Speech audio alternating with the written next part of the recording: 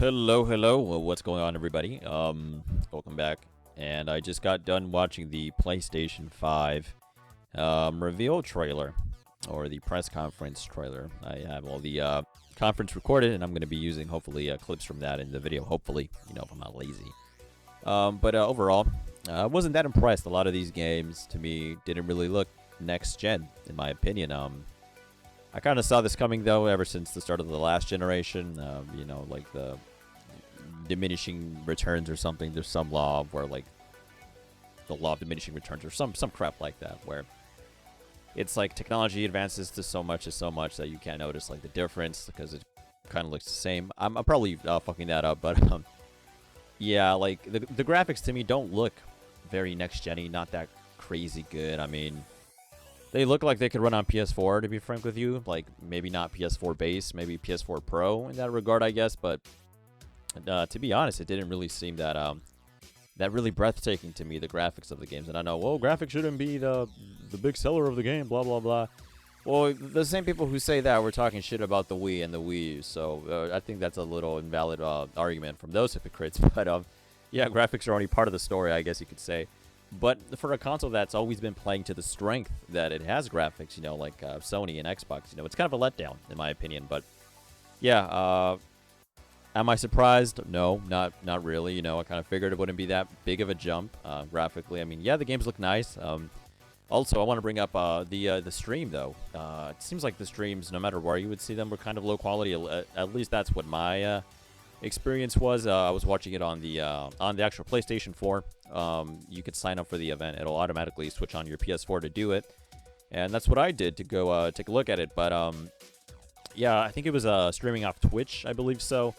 And it wasn't the best quality, but it wasn't the worst quality either. But definitely, I think I couldn't really appreciate the full fidelity of the games, and I think that might have swayed my opinion when it comes to graphics, if you know what I mean. But yeah, the stream, Sony, I don't know what you were doing, and I don't think it was my internet. I don't think it was this time. But yeah, graphically, I think the best game I saw out of the whole conference that they had was probably Gran Turismo 7. And Gran Turismo 7, I think, is just a more prettier edition of Gran Turismo Sport, but with the campaign that we all know and love from the Gran Turismo games. Gran Turismo Sport was more of a esports competitive scene for the Gran Turismo franchise. It was more of a, hey, you can drive these GT3 cars and compete in these touring car championships.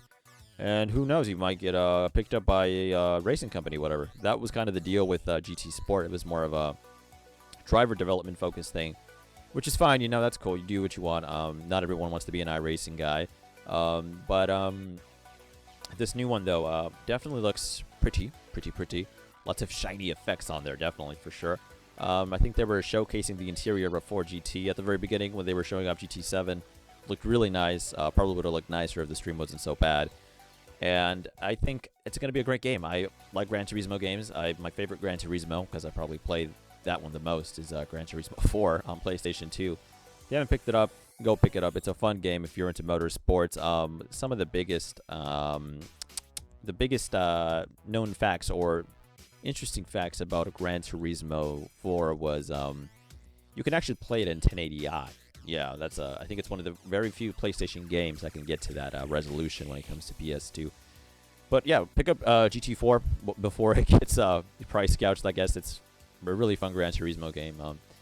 But yeah, GT7 looks great. I think it needs a little bit more polishing, though, in my opinion. It looks nice, but it doesn't really look next gen to me. It doesn't. The big generational leap that we had from PS2 to PS3, or from Xbox to 360. To a lesser extent, to a lesser extent from GameCube to Wii, I just don't feel the same anymore. And I don't really think we're going to get to that level anymore when it comes to modern day gaming. I think we've reached the point where graphics are only going to get so much better. And the real selling point, I think, is going to be more about physics in the game and all that extra stuff you can cram in there.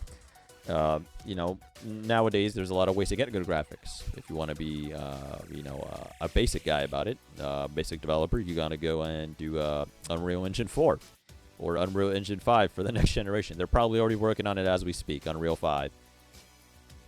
Yeah, getting off topic there. Best game to me, graphics-wise, was GT7, and I'm really excited to see GT7. Gran Turismo Sport. That's one of the things that I didn't really like about it. No campaign, and why I didn't buy it, because there wasn't a campaign mode. And now that the campaign mode's coming back, I can already see my hundreds of car collectibles coming. Right, so get ready for that. Get ready for that. Another thing I want to bring up is I really didn't see a lot of heavy hitters. Not a lot of games I'd be interested in per se. Hitman 3, I think, is the one that was announced. That one looked really nice. I liked watching that one. Looked fun. Agent 47 also, always a badass. I actually just saw one of the Hitman movies recently on the television. Good movie. Some people hate it. I liked it. Lots of action. And I know, Agent 47, he's a stealthy hitman. Hey, it's up to interpretation, right? It's still a pretty kick-ass movie in my opinion. But yeah, not a lot of games that surprised me. Well, there was one, Village, aka Resident Evil. I think it's Resident Evil 8, right? Like, Jesus, like, I thought it was like some like Wendigo style satanic Village type of game. You know what I'm talking about, right? Like those like spooky games and stuff. We're like, oh, you're the only guy, you're in the forest, you're all alone, there's some spooky shit happening, you gotta go save so and so. I wasn't getting a Resident Evil vibe, the entire time I saw the gameplay or the game trailer for Resident Evil 8. Not really. It really didn't come to me as a Resident Evil game. I thought it was like, oh, he's a werewolf? Like, what the hell? Didn't really see it as a Resident game. Now, some people have been bringing up that, oh, well, the castle's there. Oh, that guy with the hat's there. Oh, it's the merchant from Resident Evil 4, blah, blah, fucking blah. Some people say that. Honestly, I don't really think it's Resident Evil 4. I think it's Resident Evil 8, But, yeah, who knows? Maybe this ties into the Resident Evil 4 remake, right? Maybe the remake is like part of the new rebooted continuity or something. I don't freaking know. But a lot of people are drawing comparisons to Resident Evil 4 and the villages with the Ganados and the castle from Resident Evil 4, right? With Salazar, I think that's what the little annoying midget's name was. But yeah, besides that, really weird reveal for me. Chris Redfield, obviously, capping some poor lady with a USB 45, I think. Interesting. Chris Redfield, the bad guy. I think it's about time, Perfect way to shake up the Resident Evil franchise. Jill Valentine already went there. Chris Redfield's going there, which is a really interesting twist. Leon Kennedy, I don't know about him, though. Where's Leon at? Where's he at? Get my boy Leon in here. But yeah, that was the biggest, the biggest show shock moment to me out of the whole conference was that Resident Evil trailer. Really, really fucked with my mind. What else? Let's see. I think a lot of games on there, a lot of these indie games, like I brought up earlier, not a lot of heavy hitters in my opinion, just a lot of indie games. A lot of these indie games to me feel like this to me. I feel like the writer of the game or the developer, a la David Cage, and a la Tommy Wiseau to a lesser extent. I think these guys, they had a script, and they're like, oh my gosh, I'm going to make this into a movie. It's going to be awesome, and I'm going to love it. And they go to, wherever Hollywood, right, or, wherever else to pitch their idea. Well, probably Hollywood. That's where everyone wants to make it big, right? It's a cesspool, though.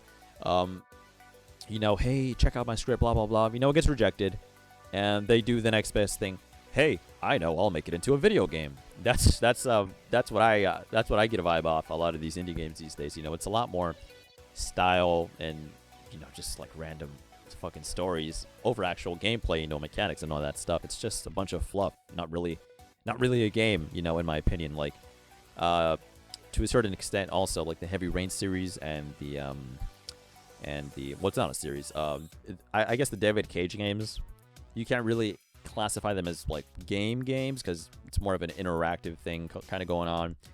And I see some of that happening in these indie titles. Like, there is some weird furry coming of age bullshit story, that probably some suburban teens think is the hottest shit coming out of Sony, right? It looks like garbage in my opinion. No gameplay at all. It was just some, random ass like, oh my gosh, it's a coming of age story. Oh my gosh, we're so beautiful on the inside. That typical bullshit, right, that they sell in Hollywood. So, yeah, to me, a lot of those games, I think some of those games are starting to show themselves more and more, which in my opinion, I don't give two shits about. Because the way I see it, it's more of the same thing. Like, hey, I couldn't make it in making movies, so now I'm just going to go and, try to get this made into a video game. Because, fuck it, I'm not a filmmaker anymore. That's how it looks like to me. I'm like, hey, you can do that if you want, but I will judge you. I will judge you. Do whatever you want, but people will judge. Keep that in mind. But yeah, those indie games, in my opinion, not really a big seller to me, and I don't really think they're going to be doing much sales-wise for Sony either way, so. Yeah, but I guess they have to show something, I think, you know? So might as well show some indie games, I guess. Like, oh, show the indies some love, you know? But I don't know. I'm getting tired of indie games, to be frank with you. It's always some over-stylized, you know, piece of garbage usually where it's like, oh, check out my silent video game that has no protagonist names and blah, blah, blah, but it's all about the journey, the experience. And it's like, hey, I've seen this game like 15 other times in other indie titles, so yeah, whatever. That's my little rant on indie games, kind of ruining the scene, in my opinion. But yeah, regardless, let's move on from that.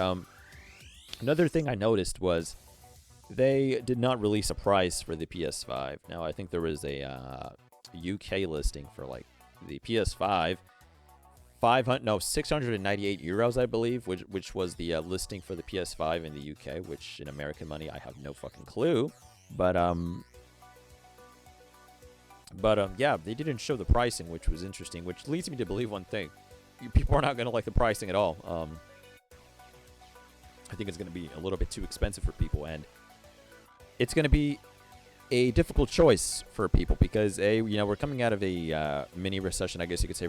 I'm going to have to bleep that out now. We're coming from a little recession from the virus right now, and, you know, a lot of people are strapped for cash, and the economy's taking a hit right now, and I just don't see how people are going to be dropping, you know, like $600 for a new console in this environment. Like, just doesn't seem plausible to me, you know. And you have to take into account it's not 600 only.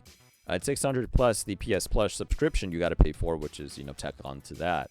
And then you got to buy games with it too, so you're not getting any games for free. Although you do get GTA 5 for free, apparently. They are porting over GTA 5 to the PS5, which honestly to me makes perfect sense. You know, GTA 6 is a while away, and GTA 5, it's just one of those games that makes Rockstar a shit ton of money, and honestly, why not? You know, the greed is there. Might as well make money, right, Rockstar, with your shitty shark cards and refusing to nerf the Oppressor Mark II, but that's a whole nother rant for a whole different time.